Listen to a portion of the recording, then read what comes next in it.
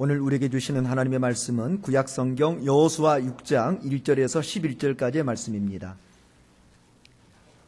여호수아 6장 1절에서 11절입니다. 제가 말씀을 받들어 읽겠습니다. 이스라엘 자손들로 말미암아 여리고는 굳게 닫혔고 출입하는 자가 없더라. 여호와께서 여호수아에게 이르시되 보라, 내가 여리고와 그 왕과 용사들을 내 손에 넘겨주었으니 너희 모든 군사는 그 성을 둘러 성 주위를 매일 한 번씩 돌되 엿새 동안을 그리하라. 제사장 일곱은 일곱 양각나팔을 잡고 언약궤 앞에서 나아갈 것이요 일곱째 날에는 그 성을 7번 돌며 그 제사장들은 나팔을 불 것이며 제사장들이 양각나팔을 길게 불어 그 나팔 소리가 너희에게 들릴 때에는 백성은 다 큰 소리로 외쳐 부를 것이라. 그리하면 그 성벽이 무너져 내리리니 백성은 각기 앞으로 올라갈지니라 하시매, 눈의 아들 여호수아가 제사장들을 불러 그들에게 이르되 너희는 언약궤를 메고 제사장 7은 양각나팔 7을 잡고 여호와의 궤 앞에서 나아가라 하고, 또 백성에게 이르되 나아가서 그 성을 돌되 무장한 자들이 여호와의 궤 앞에서 나아갈지니라 하니라. 여호수아가 백성에게 이르기를 마치매 제사장 7은 양각나팔 7을 잡고 여호와 앞에서 나아가며 나팔을 불고 여호와의 언약궤는 그 뒤를 따르며 그 무장한 자들은 나팔 부는 제사장들 앞에서 행진하며 후군은 궤 뒤를 따르고 제사장들은 나팔을 불며 행진하더라.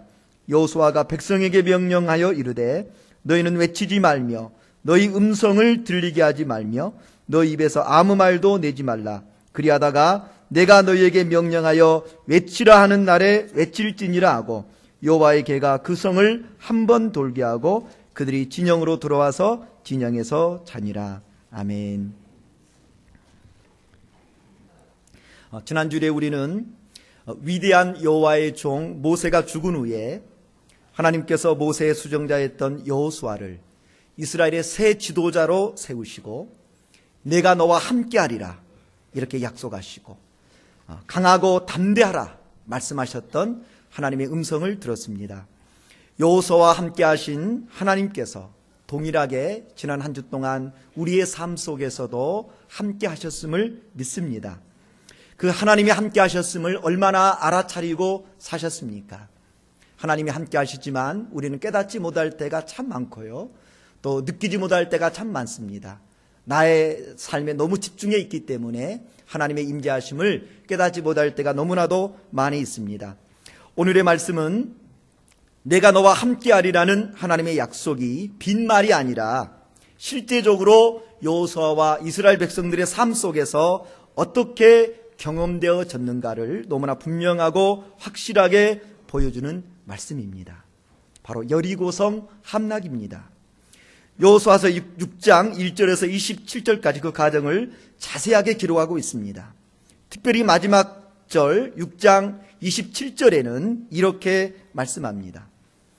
여호와께서 여호수아와 함께 하시니 여호수아의 소문이 그 온 땅에 퍼지니라. 여리고성을 정복한 일, 그것은 여호수아가 한 일이 아니라 성경은 분명히 증거합니다. 하나님께서 여호수아와 함께 하신 일입니다. 그리고 하나님이 함께 하신 그 일이 아름다운 소문이 되어 온 가나안 땅에 퍼졌다고 했습니다. 그렇습니다. 하나님께서 저와 여러분의 삶을 통해서도 이와 같이 하나님이 함께 하셨다는 아름다운 소문이 퍼져나갈 수 있기를 축복합니다. 우리 문옥교회가 하나님이 함께 하신다, 하나님이 함께 하시는 교회다, 이런 소문 나야 되지 않겠습니까? 도대체 여리고성이 어떤 성이기에 그 성 하나 함락시킨 것이 그처럼 가나안 온 땅을 뒤흔드는 큰 소문이 된 것입니까? 고고학적으로 보면 이 여리고성은 다른 여타의 성에 비해서, 가나안에 있는 다른 여타의 성에 비해서 그렇게 큰 성읍은 아니었던 것으로 보입니다. 그러나 이 성은 그 가나안 땅에 있는 그 어떤 성보다도 견고하고 강해서 무너뜨리기 어려운 성이었습니다. 알려진 바로는 이 여리고성은 가파른 경사지의 정상에 위치하고 있어서 자연적으로 천혜의 방어 요새를 갖추고 있었습니다. 성벽은 이중으로 되어 있었습니다. 성의 높이는 요새는 7m 이상이 되는 곳도 있었고 성벽이 두께만 해도 6m가 넘었습니다. 그러니 어떤 심한 공격에도 버틸 수 있는 아주 견고한 성이었다는 것입니다. 정상적인 군사작전으로는 이 성벽을 무너뜨릴 수가 없었습니다. 이렇게 공격하기 쉽지 않고 함락시키기 불가능한 성을 난공불락의 성이라고 하지 않습니까? 바로 이 여리고 성은 가나안 땅에서 난공불락의 성이었습니다. 가나안 땅은 남북으로 길쭉한데 이 여리고 성은 이 길쭉한 남북의 땅 가운데서 중심부에 위치하고 있어서 가나안 땅의 교통과 군사의 요충지였습니다. 그러니 이스라엘 백성 입장에서는 이 여리고 성을 정복하지 않고서는 나머지 여타의 가나안 땅을 정복할 수 없는 아주 군사적인 요충지였다는 것입니다. 첫 번째 전쟁이지 않습니까? 가나안 땅에 들어와서 첫 번째 전쟁이었기 때문에 이스라엘 백성 입장으로서는 결코 이 전쟁에 질 수 없는 전쟁이었습니다. 여리고 성의 입장에서도 마찬가지였을 것입니다. 무엇보다도 이 여리고 성은 이때 싸움을 했던 시기가 추수 직후여서 음식과 양식과 물이 풍성했던 것으로 고고학적으로 밝혀져 있습니다. 그래서 그들이 취한 방법이 무엇입니까? 1절에 보면 이스라엘 자손들로 말미암아 여리고는 굳게 닫혔고 출입하는 자가 없더라고 했습니다. 그들이 성문을 닫아 걸고 성문 안에서 여리고성 안에서 버티기로 작정한 것입니다. 이렇게 되면 시간이 지날수록 불리한 것은 여리고성 안에 있는 사람들이 아니라 여리고성 밖에 평지에 서 있는 여호수아와 이스라엘 백성들이었습니다. 그들은 식량도 물도 넉넉하지 않았기 때문입니다. 가나안 땅에 입성하자마자 이렇게 그들 앞을 가로막고 있는 난공불락의 여리고성 앞에서 이스라엘 백성들이 느꼈던 그 감정은 어떠했을까요? 힘들고 막막했을 것입니다. 답답했습니다. 고통스러웠습니다. 길이 보이지 않았기 때문입니다. 문제는 주어졌는데 그것을 풀 수 있는 힘이 그들에게 없었기 때문입니다. 그것은 마치 내 힘으로 풀 수 없는 인생의 어려움을 만났을 때에 우리가 겪는 경험과 느낌과 너무나도 유사합니다. 하나님이 함께 하시면 무엇이든지 할 수 있다고 믿었다가도 네 앞을 가로막는 철옹성 같은 여리고성 같은 그런 문제를 만났을 때 그런 장벽 앞에서 한없이 작아지는 우리의 모습을 경험할 때가 얼마나 많습니까? 오랫동안 믿고 기도했는데도 문제가 해결되기는커녕 더 꼬여가는 것처럼 보이고 더 상황이 악화되어 가는 것처럼 보일 때 우리의 마음은 금세 전쟁터가 됩니다. 하지만 잊지 마십시오. 여호수아와 이스라엘 백성들을 가로막았던 그 철옹성 여리고성 결국 어떻게 되었습니까? 오늘 성경은 증가합니다. 무너졌습니다. 그것은 누구도 생각지 못한 일이었습니다. 우리에게 익숙한 여호수아 6장의 말씀을 왜 하나님께서 오늘 다시 우리에게 주시는지 우리는 깊이 생각해 보아야 합니다. 우리 앞을 가로막는 그 어떤 여리고 성일지라도 어떤 문제일지라도 하나님이 함께 하시고 하나님이 도우시면 반드시 무너짐을 믿습니다. 오늘의 말씀을 통해 그 승리의 비결을 배울 수 있기를 바랍니다. 우리의 삶 속에서 승리하기를 원한다면 가장 우선적인 일이 있습니다. 그건 첫째로 내가 누구의 지위를 받고 있느냐 하는 것입니다. 삶의 승패는 다른 데 있지 않습니다. 내 삶의 지휘관이 누구인가? 그것이 우리 삶의 결정적인 승과 패를 좌우합니다. 세상에서 가장 탁월한 지휘관 중에 한 사람으로 인정받던 나폴레옹이 있습니다. 근데 이 사람은 그 이름과는 달리 그 이름을 딴 유머가 굉장히 많습니다. 이런 나폴레옹의 이름을 빙자한 이런 유머가 있습니다. 한 번은 나폴레옹이 많은 병력을 잃은 치열한 전투 끝에 한 고지를 점령했습니다. 그런데 그때 나폴레옹이 하는 말이 이 고지가 아닌 갭이요? 라고 말했다는 거예요. 온 힘을 다해 그 고지를 점령했는데 이 한마디에 병사들의 3분의 1이 심장마비로 죽었답니다. 다시 모든 군인들이 나폴레옹의 지휘를 받아 심기일전하여 다시 또 다른 고지를 점령했습니다. 얼마나 힘들게 싸웠는지 그 고지를 점령했는데 그 고지를 점령하자마자 또 나폴레옹이 이렇게 말했대요. 여기가 아니고 아까 거기가 맞는 갭이요. 이렇게 말했다는 거예요. 너무나 또 상심한 병사들이 그 절반이 또 죽었대요. 여기서 끝난 게 아닙니다. 다시 그 고지를 내려가서 처음 점령했던 고지로 다시 가고 있는데 그 중에 병사 중 하나가 이렇게 쳤답니다. 저 사람이 나폴레옹이 아닌가비요. 그 말에 남은 병사들이 모두 다 죽었다는 것입니다. 여러분, 꾸며낸 이야기라고 웃을 수 있지만 실제 이야기라면 달라집니다. 내 인생의 삶의 지휘관이 누구냐? 생사를 좌우하는 중대한 일입니다. 그렇게 힘들게 따랐는데 마지막에 저 사람이 나폴레옹이 아닌 것 같아 라고 말하면 우리의 수고가 헛되게 되는 것입니다. 다윗은 이 승리하는 이 삶의 원리를 누구보다 잘 터득했던 사람입니다. 왕이지 않습니까? 전쟁에 능한 장군이었지 않습니까? 하지만 그는 자신의 삶의 지휘권을 하나님께 온전히 맡겼던 사람입니다. 그것이 시편 23편 1절의 고백입니다. 여호와는 나의 목자시니. 이 말은 군대 용어로 말하면 여호와는 나의 사령관이시니 라는 말과 동일한 표현입니다. 여호와 하나님을 자신의 삶의 주인으로 인정하고 모셨을 때 다윗이 경험한 삶이 무엇입니까? 내가 부족함이 없으리로다. 어느 인생이 감히 하나님 세상 앞에서 내게 부족함이 없으리로라고 말할 수 있습니까?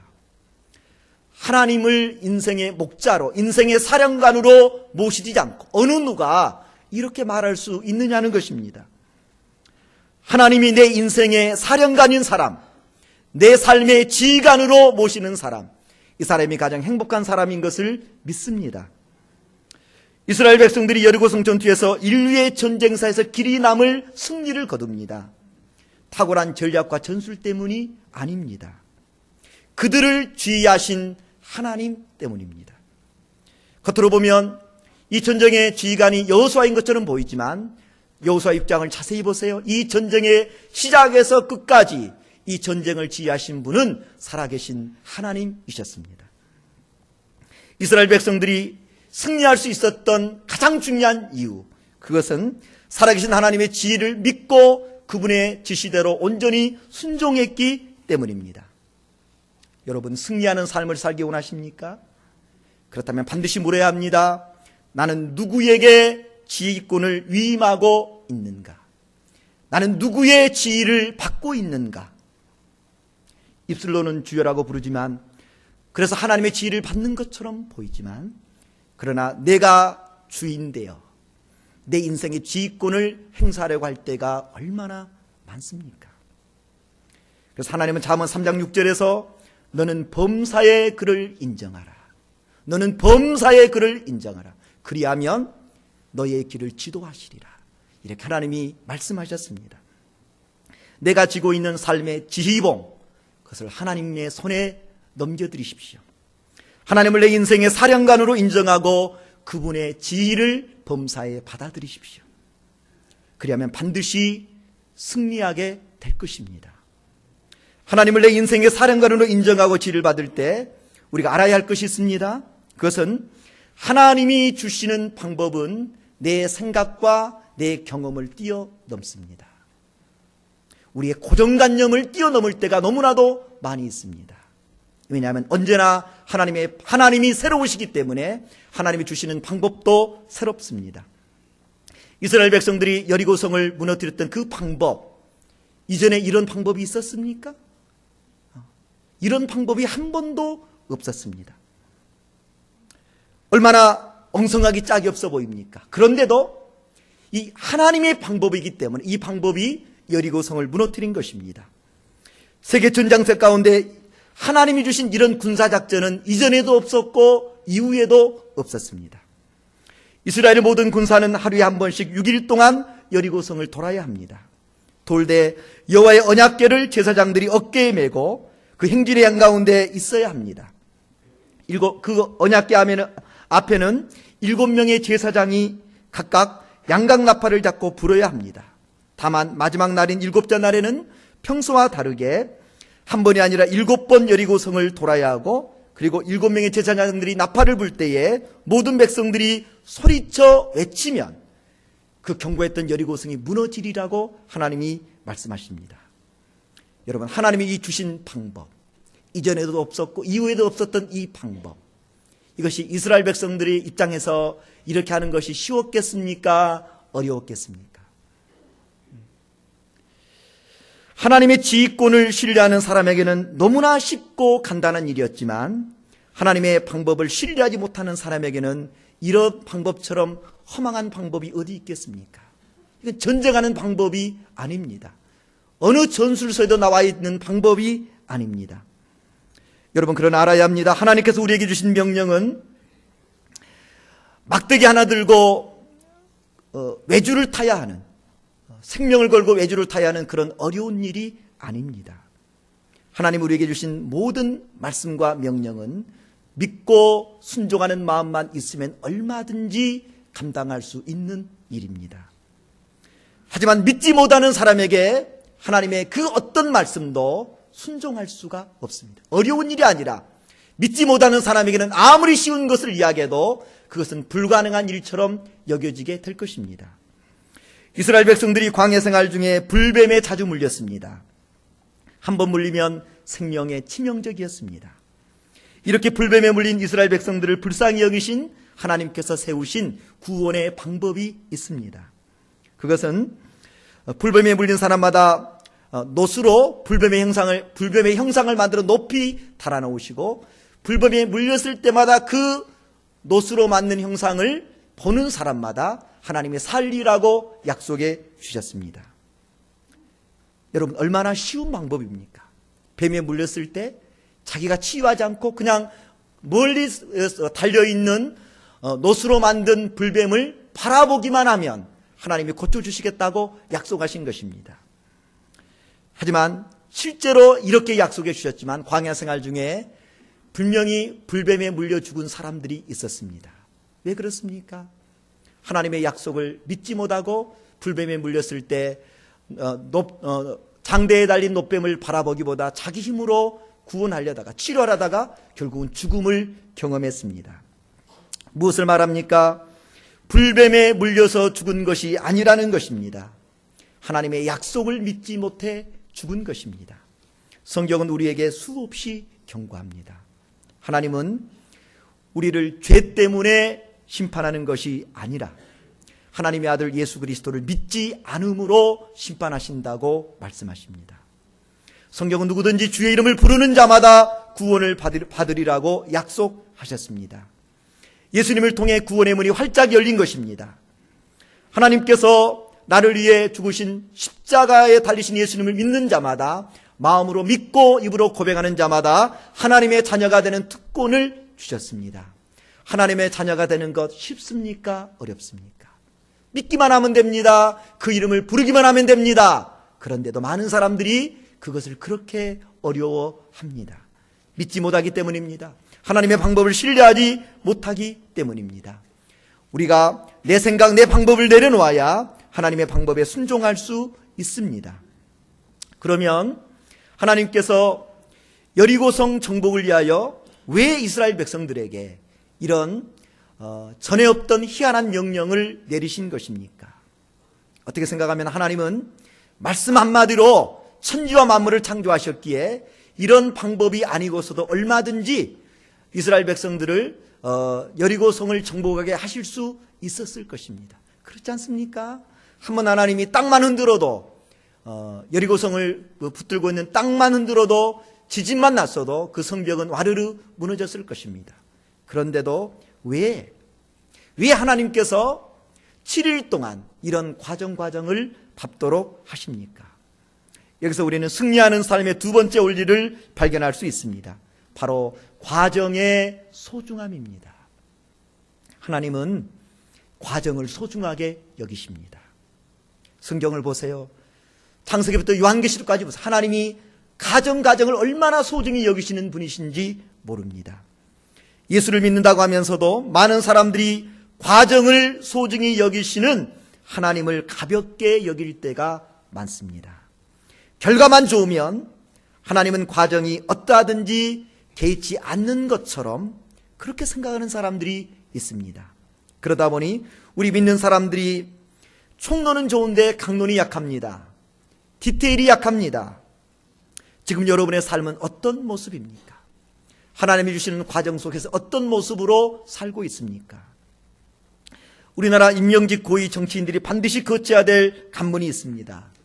바로 인사청문회입니다. 선출직은 그러지 않습니다. 그러나 반드시 임명직 고위 공무원들은 반드시 인사청문회를 거치도록 되어 있습니다. 지난주에도 신문과 방송을 떠들썩하게 한 인사청문회가 있었습니다. 그런데 많은 사람들이 안타까운 모습으로 지켜보지 않았습니까?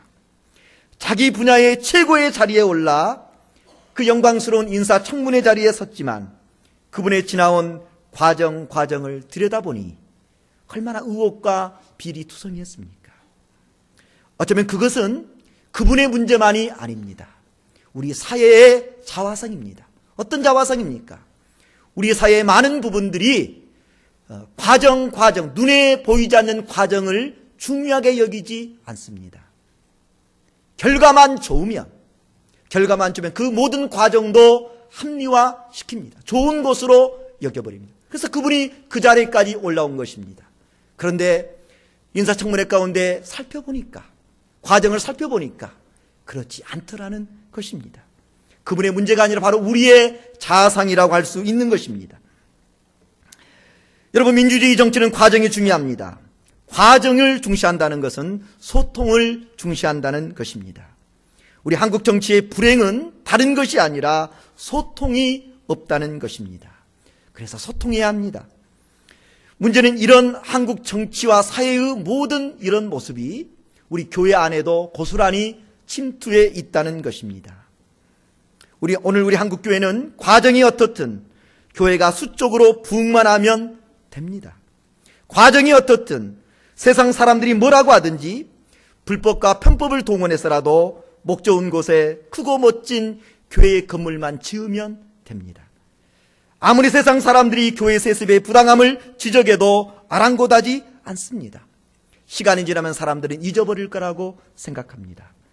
하지만 이것이 얼마나 세상적이며 육신적이며 사단적인지를 우리가 놓치지 말아야 합니다. 오늘 성경을 보십시오. 이스라엘 백성들은 하나님의 작전 명령을 어떻게 수행했습니까? 하루에 한 바퀴씩 돌았습니다. 피곤하다고 하루 쉬었다가 다음 날 돌지 않았습니다. 6일간 빠짐없이 그렇게 했습니다. 마지막 날도 여리고성을 7번을 끝까지 돌았습니다. 대충 할 수도 있었을 텐데 이스라엘 백성들은 하나님께서 말씀하신 대로 그 말씀대로 모든 과정을 성실하게 수행했습니다. 급하다고 건너뛰지 않았습니다. 급하다고 편법을 동원하지 않았습니다. 하나님이 말씀하신 순서대로 질서 있게 여리고성을 돌았습니다. 하나님이 주시는 승리, 값진 승리, 하나님이 원하시는 승리, 반드시 이런 과정이 있습니다. 가정 없는 한순간의 대박을 바라십니까? 그건 복이 아니라 결국적으로는 화가 될 때가 많다는 것을 알아야 합니다. 가정 없이 하루아침에 김연아 선수가 세계의 주목을 한 몸에 받는 피겨스케이팅 선수가 되었겠습니까? 그 자리에 오르기까지 수많은 과정이 있었겠잖아요. 여러분, 그러니 여러분 앞에 주어진 삶의 과정. 비록 사람이 보지 않을지라도 그 과정을 소홀히 여기지 마십시오. 결코 그 시간이 헛되지 않습니다. 왜냐하면 이스라엘 백성들이 여리고성을 도는 과정을 하나님이 눈여겨 보시고 계시지 않습니까? 마찬가지입니다. 하나님은 우리의 삶의 과정도, 믿음의 삶의 과정도 하나님이 보고 계심을 믿습니다. 삶의 승리는 사실은 과정 속에 이미 담겨져 있는 것입니다. 그것을 볼 수 있어야 되는 것입니다. 마지막으로 승리하는 삶을 위한 세 번째 원리가 있습니다. 그 원리는 이스라엘 백성들이 여리고성을 도는 그 모습 속에 담겨져 있습니다. 이스라엘 백성들이 여리고성을 돌 때 반드시 유념해야 할 일이 두 가지가 있습니다. 하나는 반드시 해야 할 일이고 하나는 반드시 해서는 안 되는 일입니다. 반드시 해야 되는 한 가지 일은 이스라엘 백성들이 여리고성을 돌 때마다 그 행진의 중심에 반드시 언약궤가 있어야 한다는 것입니다. 언약궤, 법궤라고도 하고 증거궤라고도 합니다. 이스라엘 백성들의 삶과 떼려야 뗄 수 없는 귀중한 것이 바로 언약궤라고 할 수 있습니다. 크기는 그렇게 크지 않습니다. 하나님께서 모세에게 주신 식양을 따라 만든 언약궤는 가로가 한 1m 20, 세로가 75cm 정도, 높이가 75cm 정도. 사실은 장년 한 사람이 누울 수 있는 그런 공간도 아닙니다. 그런데 이 언약궤라고 하는 것은 이스라엘 백성들의 삶에서 너무나도 중요한 것이었습니다. 겉으로 볼 때는 커다란 상자처럼 보이지만 이스라엘 백성들에게 이 언약궤, 여호와의 언약궤는 바로 하나님의 임재를 상징하는 것이었습니다. 그래서 성막에서도 가장 깊은 지성소에 이 언약궤가 안치되어 있는 것입니다. 광야 생활 중에나 행진할 때나 머무를 때 반드시 그 중심에는 언약궤가 위치하고 있었습니다. 하나님은 여리고성을 도는 과정에서도 그 행진의 중심에 다른 것이 아니라 제사장들이 그 언약궤를 어깨에 메고 반드시 그렇게 가야 한다고 말씀하십니다. 이것이 의미하는 바가 무엇입니까? 이는 다른 것이 아니라 하나님의 강력한 임재만이 이스라엘 백성들이 이 전쟁에서 승리할 수 있다는 것을 말합니다. 사람들은 세상에서 승리하기 위하여, 성공하기 위하여 더 좋은 방법을 찾습니다. 하지만 예수 믿는 우리들이 진정으로 갈망하고 사모해야 할 것은 바로 이런 하나님의 임재입니다. 하나님은 행진의 중심에 언약궤를 메고 가게 하심으로 이스라엘 백성들의 눈이 닫혀진 여리고성을 보는 것이 아니라 하나님이 임재하시는 언약궤에 집중하도록 배려하십니다. 사단은 우리의 눈이 자꾸 문제에 집중하도록 우리를 몰아갑니다. 속지 마십시오. 문제를 바라보는 대신 하나님의 임재를 구하십시오. 힘들수록 우리가 해야 될 것이 있다면 문제를 풀려고 하는 것보다 하나님의 임재 안으로 들어가도록 힘쓰십시오. 그리하면 닫혀진 문이 열립니다. 이스라엘 백성들이 한 일은 다른 것 없습니다. 다만 언약궤를 중심에 두고 성을 돌았을 뿐입니다. 그러나 그것은 하나님의 임재 안에 거하는 아주 중요한 행위였습니다. 다만 그들이 그렇게 임재 안에 거했을 뿐인데 성벽이 무너지지 않습니까? 우리가 하나님의 임재 안에 거하면 어떤 영적 도전 중에 있을지라도 반드시 승리할 것을 믿습니다. 이스라엘 백성들이 하나님의 임재 안에 거하도록 특별히 하나님께서 그들에게 하지 못하도록 한 일이 있습니다. 오늘 10절의 말씀 함께 한번 읽어보겠습니다. 10절입니다. 여호수아가 백성에게 명령하여 이르되 너희는 외치지 말며 너희 음성을 들리게 하지 말며 너희 입에서 아무 말도 내지 말라. 그리하다가 내가 너희에게 명령하여 외치라는 날에 외칠지니라 하고. 여호수아는 외치지 말라, 들리게 하지 말라, 아무 말도 내지 말라, 이렇게 부정어를 3번이나 사용해서 행진 중에 큰 소리든 작은 소리든 그 어떤 소리도 내지 말라고 명령합니다. 부정적인 이야기를 하지 못하도록 한 그런 측면과 배려도 있지만 궁극적으로는 침묵은 하나님의 임재 안에 거하는 가장 강력한 방법 중에 하나입니다. 지난 특별 새벽기도가 진행되는 가운데 화요일부터 금요일까지 매일 성경을 통독했지 않습니까? 그때 제가 매번 성경 통독이 끝날 때마다 참여하신 분들에게 꼭 부탁하신 것이 있습니다. 끝나고 30분 동안, 최소한 30분 동안은 꼭 침묵해 주십시오. 얼마나 많은 분들이 잘 순종했는지 몰라요. 그런데 제가 그대로 들리는 이야기가 있습니다. 그 30분의 침묵을 통해서 참 새로운 경험을 했다는 것입니다. 한 번도 성경을 통독하고 나서 침묵해 본 경험이 없었기 때문입니다. 잠깐의 침묵이지만 그 침묵 가운데서 하나님의 임재를 경험할 수 있었을 것입니다. 우리는 통성기도에 너무 익숙해 있지만, 그래서 소리내어 기도하지 않으면 기도한 것처럼 느껴지지 않지만, 기독교 영성의 전통에서는 또 하나의 중요한 기도가 있습니다. 그것은 침묵 기도입니다. 말하지 않는데 기도가 되는 것입니다. 단순히 침묵은 외적으로 말하지 않는 것이 아니라 내적으로도 하나님께 침묵하는 것이 필요합니다. 침묵할 때 우리는 하나님의 세미한 음성을 듣게 됩니다. 왜 우리가 하나님의 음성을 듣지 못합니까? 그것은 내 내면의 소리가 너무 크기 때문에 하나님이 아무리 말씀하셔도 우리가 들을 수가 없는 것입니다. 그래서 마더 테레사는 하나님은 침묵의 친구라고 했습니다. 현대 영성가 토마스 머튼은 오직 침묵만이 하나님을 찾을 수 있도록 우리의 마음을 열어준다라고 했습니다. 오늘 이스라엘 백성들이 침묵 속에서 여리고성을 돌았던 것, 그것은 기도입니다. 그것은 걷는 기도입니다. 그것은 침묵 기도입니다. 마음을 합한 공동체의 기도입니다. 한 사람의 기도도 능력이 있는데 이스라엘 백성 전체가 침묵하며 함께 한 마음으로 기도했을 때 얼마나 큰 놀라운 능력이 임하고 있습니까? 우리는 늘 바쁘게 걷습니다. 그런데 걷는 것 자체가 목적이다 보니 걷는 것이 기도가 되지 못할 때가 많습니다. 그러나 오늘 성경에 보니까 걷는 것 자체도 기도가 될 수 있습니다. 오늘 성경이 그것을 보여주고 있는 것입니다. 그들이 침묵하며 여리고성을 한 번 도는 것, 두 번 도는 것, 마지막 날 7번 도는 것, 하나님의 약속에 대한 신뢰요, 하나님의 말씀에 대한 순종이요, 하나님께 마음의 소원을 아뢰어 드리는 것입니다. 하나님의 말씀이 담겨있는 언약궤를 중심에 두고 이스라엘 백성들이 걸어가는 모습, 그리고 그들의 귀에 들렸던 것은 나팔 소리만이 들렸습니다. 나팔 소리는 승리를 상징합니다. 하나님은 이 침묵하며 걷는 그들의 걸음 가운데 성령으로 임재하셨던 것입니다. 본문을 연구한 많은 성경학자들이 공통적으로 지적하는 것이 있습니다.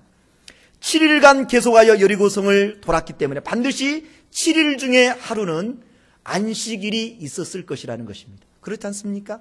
어느 날에 돌았든지 반드시 한 번은 안식일이 끼었을 것입니다. 그런데 하나님은 보통으로는 안식일을 기억하여 거룩히 지키라고 했는데 왜 하나님은 6일간 돌게 하시지 7일간 돌게 하신 것입니까? 겉으로 보면 안식일의 규정을 어긋나지 않고서는 이 하나님의 말씀에 순종할 수가 없습니다. 만일 이스라엘 백성들이 성을 도는 것이 일이라면, 군사적인 작전이라면 그것은 안식일의 규정을 어기는 것이 될 것입니다. 그러나 이미 제가 설명했던 것처럼 그들이 침묵하며 언약궤를 중심에 두고 성을 도는 것은 예배였습니다. 기도였습니다. 그래서 그들이 사실은 7된 날 하루도 쉬지 않고 돌았지만 그것은 하나님이 받으시는 거룩한 예배였던 것입니다. 이스라엘 백성들이 언약궤를 중심에 두고 도는 것, 바로 예배요 기도였다는 것을 우리가 놓치지 말아야 합니다. 무엇이 우리로 하여금 하나님의 임재 안에 있게 하는 것입니까? 다른 것이 아닙니다.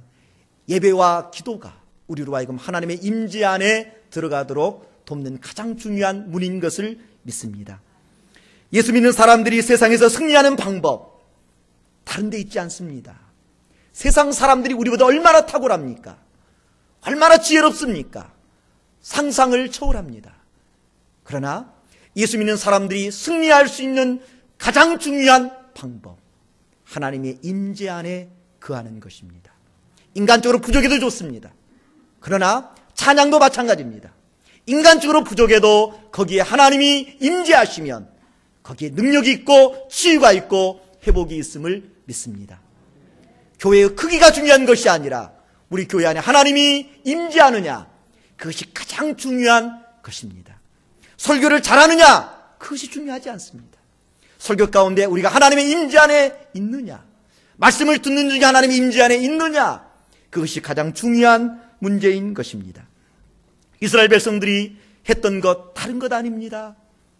기도하며 예배드리며 하나님의 임재 안에 머물러 있었습니다. 그랬을 때 하나님은 그 견고한 여리고 성이 와르르 무너지는 역사를 그들의 눈앞에서 역사하고 행하여 주셨던 것입니다. 저는 믿습니다. 오늘 우리가 직면하는 어떤 여리고도 어떤 문제도 하나님은 무너뜨릴 수 있습니다. 하나님이 하지 못할 일이 어디 있습니까? 문제는 우리가 하나님의 임재 안에 있느냐는 것입니다. 여러분의 삶의 주인이 누구이십니까? 진정 하나님이 여러분의 지휘관이십니까? 목자이십니까? 주권자이십니까? 우리가 승리하기 원한다면 온전한 지휘권을 하나님께 드릴 수 있기를 원합니다. 남이 보든 남이 하지 않든 하루하루의 삶의 가정, 하나님 앞에서 성실하게 우리가 살아갈 수 있기를 원합니다. 하나님이 이끄시는 과정 건너뛰지 말고, 우리가 가볍게 여기지 말고 우리가 최선을 다해 순종하기를 원합니다. 그리할 때 반드시 하나님이 주시는 승리를 보게 될 것입니다. 무엇보다 여러분, 예배자가 되십시오. 기도자가 되십시오. 그래 하나님의 강력한 임재 안에 거하십시오. 그리하면 하나님이 주시는 영적인 승리를 보게 될 것입니다. 한 주간 하나님이 주시는 승리가 우리의 삶 속에 넘칠 수 있기를 주의 이름으로 축복합니다. 함께 시간 잠깐 기도하겠습니다. 우리 잠깐 통성으로 기도할까요?